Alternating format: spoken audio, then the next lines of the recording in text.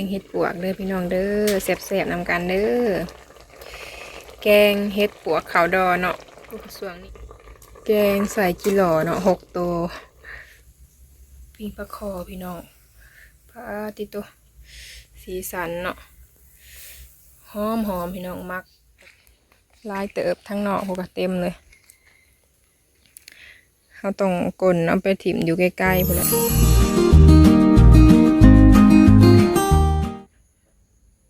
โดยกับสบายดีสวัสดีเด้อพ่อแม่พี่น้องเมื่อสุขสุขคนเด้อมาพบพ่อกับน้องลาตีเด้อพี่น้องเด้อพบพ่อยามสวยๆเนาะเมื่อนี้พี่น้องก็สิมาล้างเห็ดเนาะว่าสิแกงเห็ดหาได้พี่น้องหาได้อันว่านี่เนาะเขาไปหากับไม้พามีเอามาแล้วก็ยังบ่ทันได้ล้างแกงเลยพอดีได้หาตื่มอีกพี่น้องว่านนี้ได้บ่หลายเนาะพอดีปั่นกันกับผู้วงนะเขาไปหานำกันเนาะเป็นหมู่กันพี่น้องไปหน่อยคนกับบ่กล้าได้เนาะเพราะว่าป่าบ้านแม่เฒ่ายังบ่เคยเข้าหั่นนะมันก็อาจจะเป็นป่าหกๆแน่เนาะแถวเพื่อนแม่เฒ่าค่ำนะก็เลยเข้าไปนำกันแล้วก็แบ่งให้เพิ่นให้แม่เพิ่นเมื่ออันปิ้งเมื่อแกงหั่นแหละพี่น้องไปแบบตัวเล็กกันมั้ยก็เลยว่าหาตื่มเบิ่งแถวเพื่อนบัดคายแน่ได้อยู่มันมาจากออกพี่น้องแถวนี้ค่ะสิมาล้างก่อนเนาะสิแกงวันนี้สร้างเพิ่นก็สิหยุดงานเนาะเพิ่นมาเฒ่าก็ได้ดินมันบ่หลายเนาะก็เลยว่าสิเฮ็ดแบบนี้เอาFC เพิ่นแนะนำให้เอาน้ำร้อนแต่ว่าเดี๋ยวนี้ก็สะอาดอยู่เพราะว่ามันดินบ่หลายเฮ็ดเน่านะแม่นอยู่เนาะดินมันติดคักได้กิน2 เทื่อแล้วพี่น้องเฮ็ดปวกข้าวดองเห็นแต่ตุ๊กเพิ่นหาหลายเนาะเพิ่นเข้าไปหาแบบอาจจะเพิ่นฮู้จักป่าหรือเพิ่นไปกับผัวเพิ่นนะป่ามันจะอาจจะเป็นป่าเลิกเนาะแถวบรรทัดนะเห็นเพิ่นไปหาบัดได้ก็จนเอามาขาย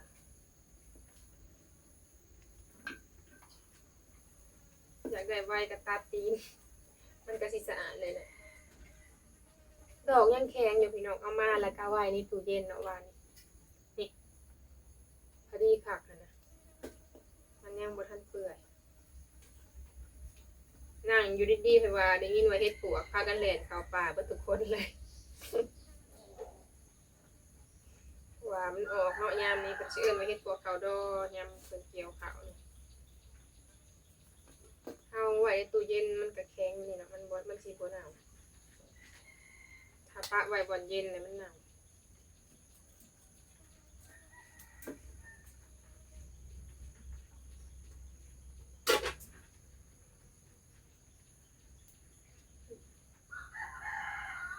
ตัวนี้ก็จนอยากหนาวไปเลยพอได้แกงเทื่อนึงปีกานี่ก็ได้ทางหน้าเฮือนนี่ปีนี้ออกบ่หลายเนาะเลยน้อยเดียว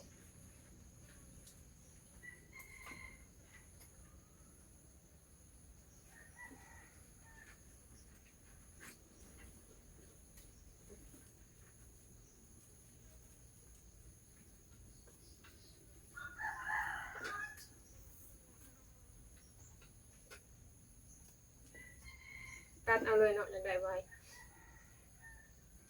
ถ้าขูดเอามันก็อาจจะสากเลยนี่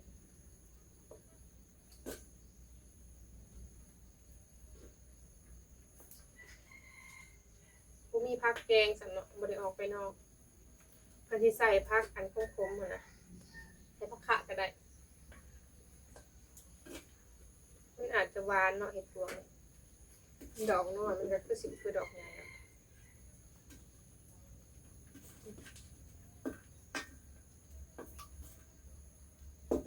ตัดเลย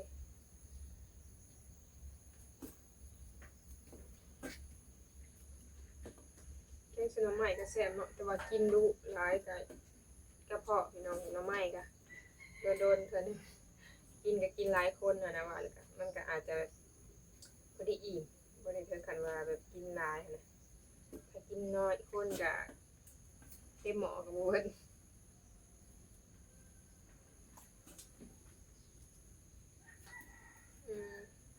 เกือบหนาวแล้ว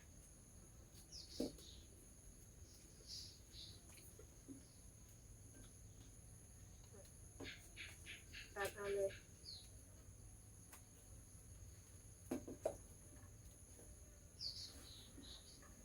เป็นติดทรายเนาะ ไม่เท้าเพิ่นเข้าไปหายังบ่ได้เลยพี่น้องเพิ่นบ่เห็นหูไปหาเลาะตันไม้หั่นนะบ่เห็นจักดอกพุ่นน่ะเผื่อสิเห็นเนาะดอกกันน้อยๆมันอยู่ตามพุ่มไม้หั่นนะ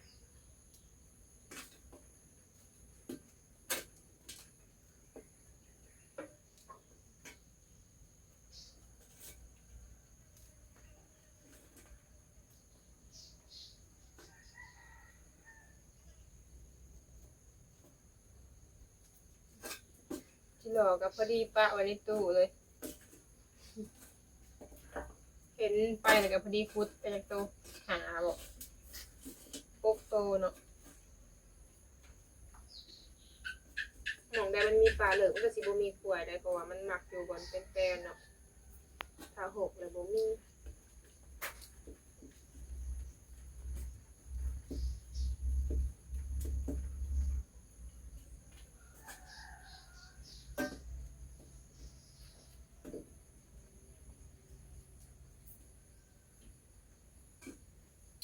เดี๋ยวเราก็สิมาล้างเนาะประมาณ 2-3 น้ำพุ่นแหละ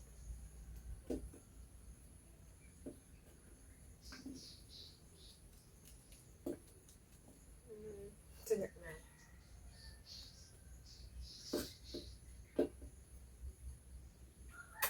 เอาหิมะแบบสิไปนะ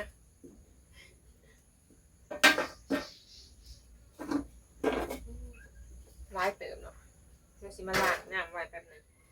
เดี๋ยวสิมาตำหมักเพชรก่อนพี่น้องบ้านนี้เขาล้างเฮ็ดแล้วเนาะ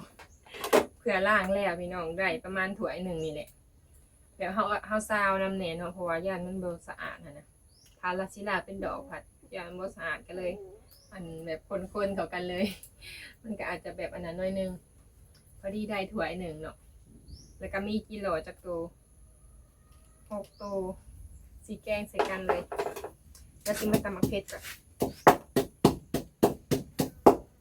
นั่งแบบนี้ก่อนพี่น้องเพราะว่าตั้งสูงโหดเลย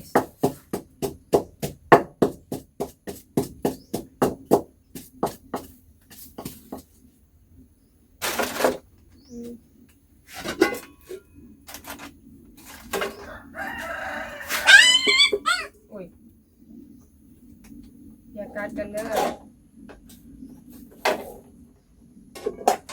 ลูกมาหน่อยเนาะมันออกลูกแล้วก็เอามาไว้ทางนี้เดี๋ยวเพราะว่าคนมาอะไรยันห่วงลูกนะ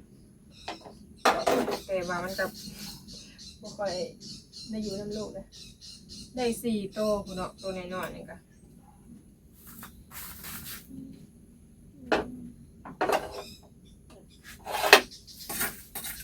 เดี๋ยวสิมาใส่มะเขือนะสิลองใส่มันก็หน่อยหนึ่งเนาะตามหลายโพดยันไม่เท่าเพิ่นเพชรพี่น้องเพราะว่าสิแกงให้เพิ่นกินนำแกงไว้ให้เพิ่นกินเนาะแต่ตัวนี้เพิ่นยังบ่อยากบางทีก็เฮาก็เลยสิใส่บ่หลายปานใดยังเหลือไว้อยู่แกงเห็ดปวก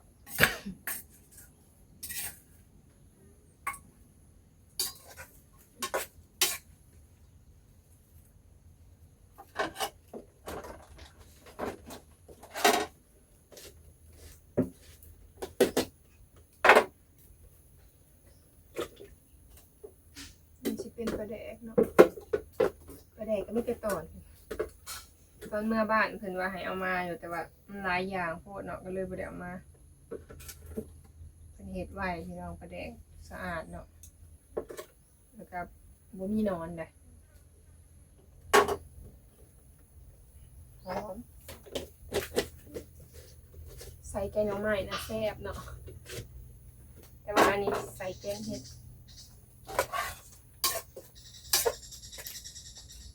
มาอัดไว้ก่อนหน่อยนึงได้เห็ดปวกน้องพดแล้วเนาะแกงเห็ดปวก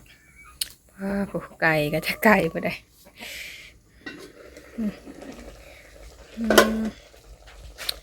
ทำบริษัทน้ำยานางเนาะแกงแบบธรรมชาติเลย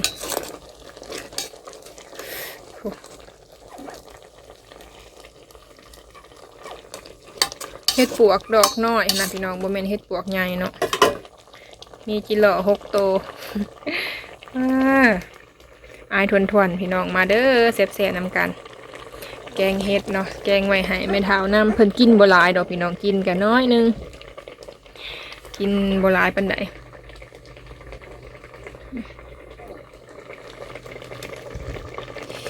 เอากระปะไว้โดนๆเนาะให้มันเบิดอันนั้นก่อน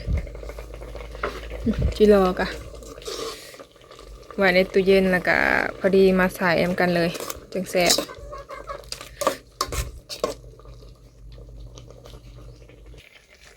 พี่น้องเสียงผดแกงเห็ดปวกเนาะแซ่บยังบ่ทันได้ล้างหน้าอาบน้ำซ้ำมาแกงเห็ดก่อนย่านเห็ดเน่าป้าไปโดนแซ่บแล้วเนาะตอนยังบ่ทันนั่นเน่านะว่าแล้วกันเนาะพอดีแซ่บว่าสิปิ้งปลานำพี่น้องมีปลาคอเนาะสุกไปเลยเอากับปลาไว้โดนหน่อยหนึ่งเพราะว่าเห็ดเนาะมันต้องนั่นโดนรอก็มีบริใส่ผักอย่างเนาะมีแต่เห็ดแกงแต่เห็ด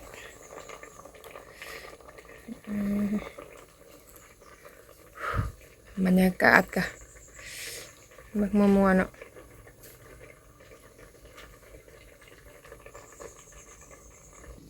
สุกอะไรพี่น้องเนาะเราก็สิมาปรุงก่อนแบบนี้ไว้โดนเติบเอากับอันแกงเฮ็ดแล้วแหละเนาะปรุงไว้แล้วพอดีสิมาปิ้งปลาก่อนพอดีเฮาอันตำอันต้นหัวจิงไข่ใส่เนาะนี่ปิ้งปลาคอพี่น้องปะไว้เพราะว่าใต้เนาะแม่เฒ่าเพิ่นคั่วไว้ให้แล้วก็เฮาก็สิมาปิ้งเพิ่นเฮาก็คั่วไว้เช้านี่เนาะเฮาเอือบใส่หัวจิงไข่ให้มันนัวๆนะ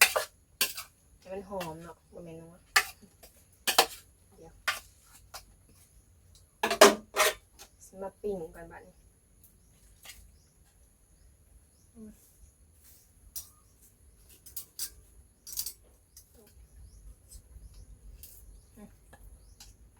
ตอนนี้ยังอุ้ยไก่ก็มาบัดนี้ก็ติกไปเร็วไก่ไปเนาะ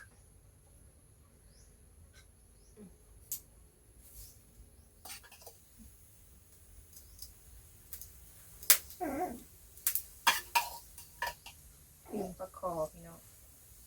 แกงเห็ดแล้วเขาก็จะมาปิ้ง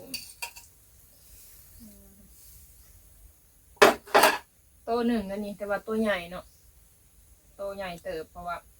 มีตัวใหญ่ตัวหนึ่งพี่น้องตอนแรกว่าสิมาให้แม่เฒ่าเป็นต้มยังบ่ได้ต้มซับตายก่อนเลยแล้วก็ไปปั้นให้แม่เฒ่าเป็นกินแน่ค่ะนะเป็นกะละมื้อพี่น้องย่างน้ำแขวผู้เฒ่าเนาะเห็นอะไรกินแนวอื่นก็เพื่อสิกินได้เพื่อสิหย่ำปลากับไข่แหน่เนาะเพื่อเอาไปต้มทุสางกินน้ำเลยค่ะเต็มถ้วยเนาะเอาไปให้เป็นกันปีปลาคอเฮ็ดปวกก็ถ้าเขาไปหาอยู่เลิกนี่ก็ได้แต่ว่าไปหน่อยคนก็ย่านเลยพี่น้องไก่เพิ่นจะมาต้องมีหมูไปนำเนาะหลายๆคนนะ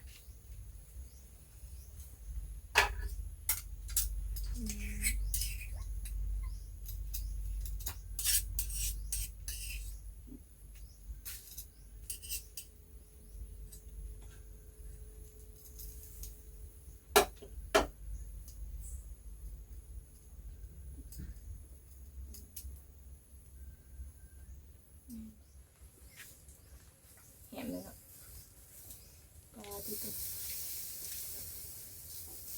หอมพี่น้องใส่หัวจิงไข่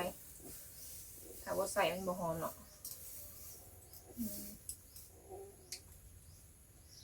กินตะขอเด้อแซ่บ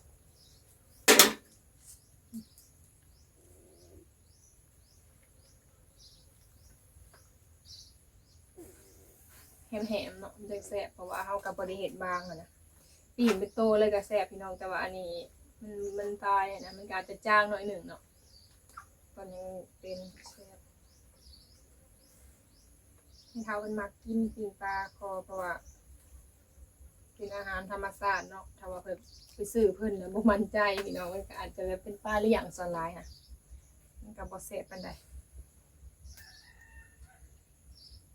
ป้าว่าให้มันสุกก่อนเนาะมันโดนเติบอยู่ดอกเพื่อแห้งๆมาทางพี่เนาะหับชมบรรยากาศพี่น้องท้องฟ้าเขียวแล้วบัดนี้เนาะเบิดฝนแล้วบ่พี่น้องลมวอยๆก็หน่อไม้กะใบเริ่มโดนเลยได้บัดนี้30ปัดพี่น้องแถวเฮือนก็ได้ทั้งนี้กะก็หน่อไม้เนาะพี่น้องมาบัดนี้แปลนแล้วเด้อพี่น้องกลนออกเลยเพราะว่าป้าไว้กะหักลงมาส่วงหนึ่งนะลมพายุเนาะพี่น้องทับหลังคาหมองน้องลาตีนอนนี่แหละเนาะนี่เป็นหลังคาตัวนี้แหละเพราะว่ามันใกล้นะมันใกล้กันเฮาก็เลยว่าตัดสินใจตัดออกถ้าเฮาสิไปอันจงไว้กับอันตรายพี่น้องเนาะย่านทับสังกะสีเฮากลนออกเบิดเลยยังบ่ทันเอาไปเนาะเห็นแต่ละเพิ่นทักมาหาไอ้เก่งเพิ่นว่าอยากได้พี่น้องเนาะบ่ฮู้ว่าเพิ่นสิเอาไปใส่หรือว่ามีคนซื้อบ่เนาะส่วนหลายเพิ่นก็อยากได้อยู่ได้พี่น้องมองได้ดินกว้างๆหั่นนะนี่ซ้ำนี่แหละพอดีปลูกเลยซ้ำนี่คักแล้วไปปลูกใส่ตามแมปแคมดินหั่นนะดินไผกว้างๆเนาะแต่สำหรับเฮานี่บ่โอเคปานใดแบบทางไปก็พอดีย่างหั่นนะว่าแล้วกันเนาะพอดีอยู่พอดีกับเพื่อนเฮาเดี๋ยวสิปลูกก้อนใหม่อีกอย่างนี้บ่โอเคปานใดเฮาย้ายอันไผโซลาร์เซลล์ไปตั้งไว้อยู่หันเนาะให้มันแจ้งเอาออกแล้วก็โอเคขึ้นอยู่โอ้หลายมือเติบเลยพี่น้องเพื่อนแล้วนี่เบิ่งติโตหากมันก็จักว่าย่างเนาะลายเติบทั้งนอกพวกเต็มเลยเขาต้องกลนเอาไปถิ่มอยู่ใกล้ๆพู้นแหละทางผูกกันยางเหงาใหญ่เนาะ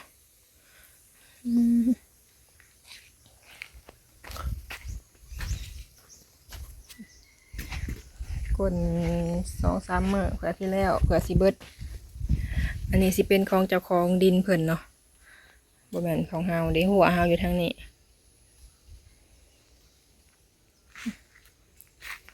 บ้านหางจระเข้เนาะพี่น้องทางไอ้เก่งเพิ่นเอามาแต่บ้านเพิ่นเอามาปลูกเวลาแบบไผ่ลวกไผ่ยังเขาเอามาทาก็ได้บรรยากาศแจ่มใสแห้ง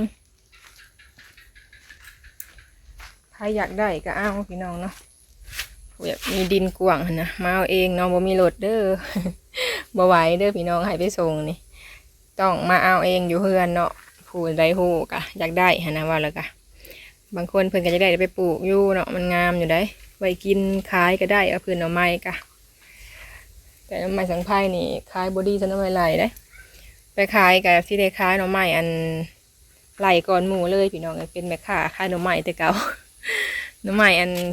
สังไผ่นี่เหลือ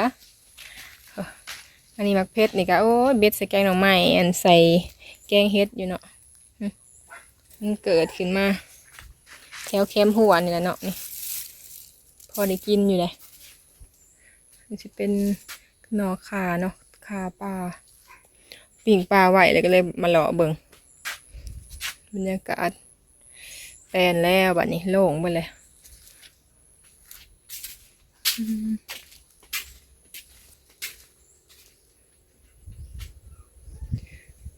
ทางดินเจ้าของดินเพิ่นกับผ้าเนาะ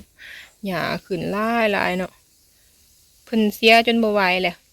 ช่วงหนึ่งนะฝนตกแล้วก็แห้งขึ้นเต็มเลยเนาะมันเป็นหญ้าแบบจักหญ้าอย่างเงี้ยนะแต่ว่าเขาเอามือลกกาได้เพิ่นกันลกบ่ไหวคือกันหลายเกินอันนี้ก็แม่นก้อนหน่อไม้เพิ่นเบิดเลยเนาะเต็มพี่น้องนี่สิหลังคาก็สิเป็นแนวนี้เลยแหละมันหล่นใส่หั่นนะอันนี้ของเพิ่นบ่แม่นของเฮาเนาะของเฮาเอาออกสิเบิดเลยยังได้กอหนึ่งทางฝุ่นแหละไว้กินหน่อถ้าว่ามันบ่สูงปานใดหั่นนะปิ้งปลาก็เริ่มสุกแล้วพี่น้องนี่ปลาหอมปิ้งปลาคอ ลูกมาหน่อยก็ห้องเด้อพี่น้องเลยเพราะว่าเพิ่นหิวนมเลยค่ะแม่เพิ่นบ่อยากให้กินเนาะปิ้งปลาคอเด้อพี่น้องแซ่บๆสุกเลยแม่เพิ่นก็ใหญ่แล้วมันเลยบ่อยากอยู่ห้องแล้วมันหิวนม พอดีพาพ่อแม่พี่น้องมาเลาะเบิ่งบรรยากาศแถวเฮือนนี่แหละพี่น้องเนาะกลก็แล้วแหละกอหน่อไม้ก็หลายๆมื้อแหละเนาะเพราะว่าช่วงหนึงพายุแล้วก็ฟ้าเด้อเนาะหน้ากอหน่อไม้เนี่ยนะพี่น้องมันหักลงมาช่วงหนึงน่ะลมแห้งเนาะหลายๆมื้อเลยแหละแกงเฮ็ดพี่น้องมื้อนี้กันเนาะได้แกงเฮ็ดกับปิ้งปลาไว้ให้แม่เฒ่าเพิ่นกินนำหั่นแหละเพราะว่าเฮาก็สิไปทางนอกหั่นน่ะเพิ่นก็กินแต่ก็กินบ่หลายดอกพี่น้องผู้เฒ่าเนาะกินน้อยหนึงโดยเอาพี่น้องมีแต่ว่าคลิปนี้ก็สิขอลาไปก่อนเด้อพี่น้องเด้อถ้าพบพ่อคลิปหน้าเนาะโดยจากคลิปนี้ลาไปแล้วเด้อขอกล่าวคำว่าสบายดี